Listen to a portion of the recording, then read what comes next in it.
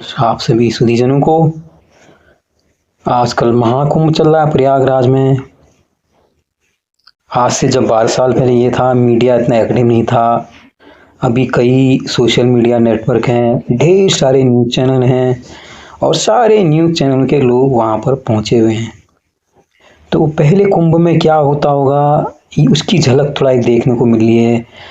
मेले में साधारण आदमी भी आता है जो कुंभ में है, जो इस धारणा के साथ आता है कि मेरे पाप धुल जाएंगे। लेकिन बहुत से ज्ञानी जन वहाँ पर आते हैं। जैसा कि इस कुंभ से भी पता लगा, जैसे एक IIT वाले बाबा चर्चा में आए। अभी में एक नागा बाबू, एक वैष्णवपुरी अपना नाम बना रहे हैं और नागा होने जा रहे हैं। बड़ी अच्छी भाषा में अंग्रेजी में पूरा अपना वृत्तांत उन्होंने सुनाया एक चैनल पर, वो भी मैं सुन रहा था। तो अपने ज्ञान के बारे में, पूरे वेदों के सब चीज़ के बारे में बता रहे थे। उनके विचार सुनकर मुझे बड़ा अच्छा लगा।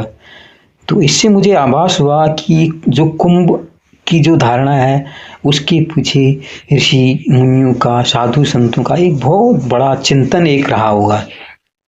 और उसके पीछे कई जो पश्चिमी देश के लोग हैं या जो वामपंथी लोग हैं उसका उपहास करते हैं। लेकिन इन लोगों को अगर सनातन के बारे में सही जानकारी होती तो शायद इसका उपहास नहीं करते। लेकिन आज भी बहुत से लोग जाग रहे हैं, विदेशों के लोग, अमेरिका से, यूरोप के बहुत जगह से जो लोग हैं, नर नारी हैं वहाँ के, यहाँ पर आ रहे हैं। जो एप्पल के मालिक हैं स्टीव जॉब्स, उनकी पत्नी भी यहाँ पर आई हुई थी। और बहुत से लोग यहाँ पर आ रहे हैं, देख रहे हैं कि कुंभ में क्या है। एक बड़ा सर्वधर्म समभाव जैसा वहाँ पर चल रहा है।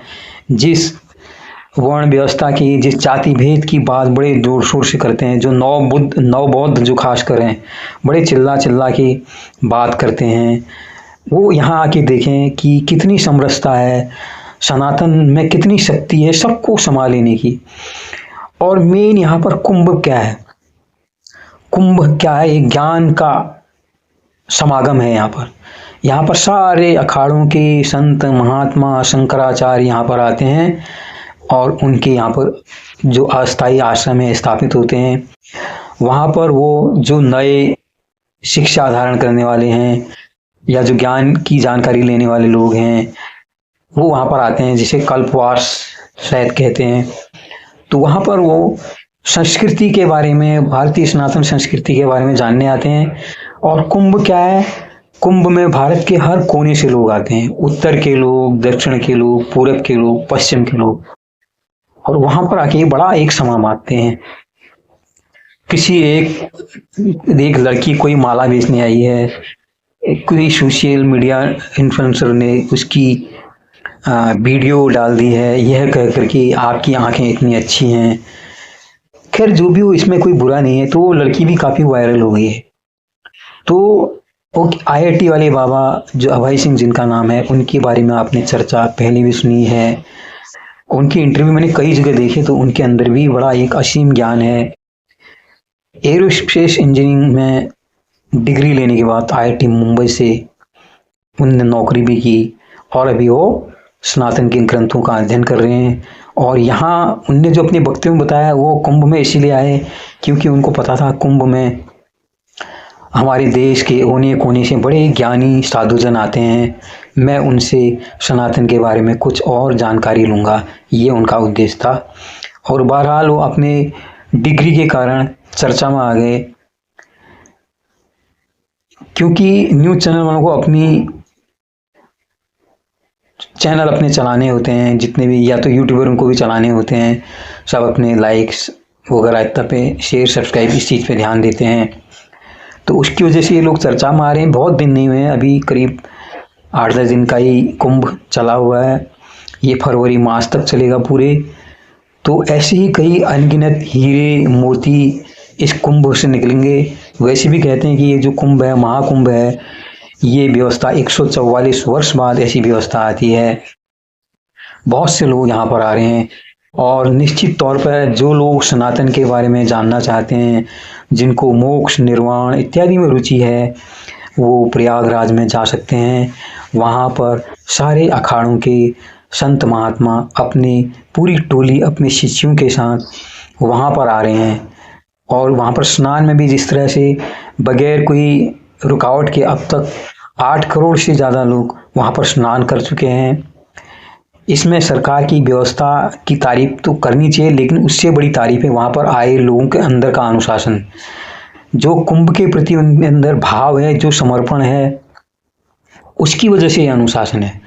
तो हम बाकी समय में आमोद प्रमोद में डूबे रहते हैं, मोह माया में डूबे रहते हैं, लेकिन जब हम ऐसे पर्वों में आते हैं, कुंभ जैसी जगहों पर आते हैं जहाँ पर कुंभ हो रहा होता है, वहाँ पर हमारी अंदर की जो ऊर्जा है वो जागृत हो जाती है।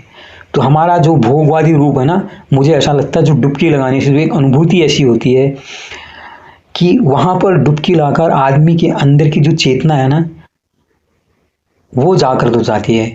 फिर उसको भान हो जाता है कि ये दुनिया क्या है, संसार क्या है, कैसे चलता है, इसके बारे में शायद उसको जागृति हो जाती है। इसीलिए उसके अंदर से छोटे बड़े का भाव भी खत्म हो जाता हो, क्योंकि उसको पता नहीं उसके साथ में कौन नहा रहा है, किस जाति का है, किस धर्म का है, बिल्कुल वो पूछता भी नहीं है। अपनी डुबकी पे ध्यान लगाता है, वो लगाता है कि मैंने कोई पाप किए हैं तो वो इसमें धुल जाए। तो ये समागमों का ही महत्व है। तो जितने भी कई लोग कहते हैं हमारे सनातन के त्योहारों के बारे में, टीका टिप्पणी करते हैं, ये अंधविश्वास है, ये पाखंड है। आज निश्चित तौर पे जिस तरह से हम लोगों को मना रहे हैं, जो वो कर रहे हैं, उसमें कहीं ना कहीं पाखंड की भूमिका जरूर हो सकती है, लेकिन उसके पीछे कोई न कोई उद्देश्य जरूर रहा होगा, चाहे वो किसी के जीविकोपार्जन का मामला हो, या सामाजिक समरसता का संदेश हो, या ज्ञान प्राप्ति के लिए जो लोग इधर उधर गुफाओं में साधु संतों के पास दूर जहाँ पर उनके आश्रम वहाँ नहीं जा सकते हैं, वो कुंभ के बहाने कम से कम मैं नहा भी लूँ और जो वहाँ पर साधु संत आए हैं उनसे मैं ज्ञान भी प्राप्त कर लूँ। इस भाव के साथ लोग वहाँ पर जाते होंगे। ये तब के ऋषि मुनि ने सोचा होगा। तो आज भी जिस तरह से ये आधुनिक जो संचार तंत्र है, जो मीडिया है, इंफॉर्मेशन टेक्नोलॉजी है, उसकी वजह से जो जो सूचनाएं आ रही हैं, जो हीरे मोती वहाँ मिल रहे हैं, उससे पता लग रहा है कि कुंभ निश्चित रूप से जिस तरह से जो कुंभ जो पूरा देवासुर संग्राम हुआ था, उसमें से कितने रत्न मोती निकले थे। तो ये कुंभ भी वही है, जितनी जगहों में उस देवासुर संग्राम से ये कुंभ से जो अमृत की जो रस छलका है, जो पानी छलका है ना, उन्हीं जगहों पर ये कुंभ का पर्व भी होता है। उसी देवासुर संग्राम से मनाया जाता है। जैसे मैंने बताया, उज्जैन में, हरिद्वार में, प्रयाग में, नासिक में, इन 4 जगहों में ये होता है। और प्रयाग ही वो जगह है, प्रयाग और हरिद्वार, जहाँ ये अर्ध कुंभ और कुंभ भी होता है, बाकी जगह सिर्फ कुंभ होते हैं। तो ये कुंभ की महत्ता इसलिए है, लेकिन हम लोग अपने ग्रंथों के बारे में, अपने सनातन संस्कृति के बारे में, उसके बारे में हम लोग सब अनभिज्ञ, हमको कुछ भी जानकारी नहीं है। हम लोग ये जो आजकल का संगीत है, कान फोड़ संगीत, उसको अपने कान में लगा के घूमते हैं, उटपटांग चीज़ें हम लोग देखते हैं सोशल मीडिया में, लेकिन अपनी इन चीज़ों के बारे में, अपने सनातन के बारे में जानने के प्रति हम लोग उत्सुक नहीं होते हैं।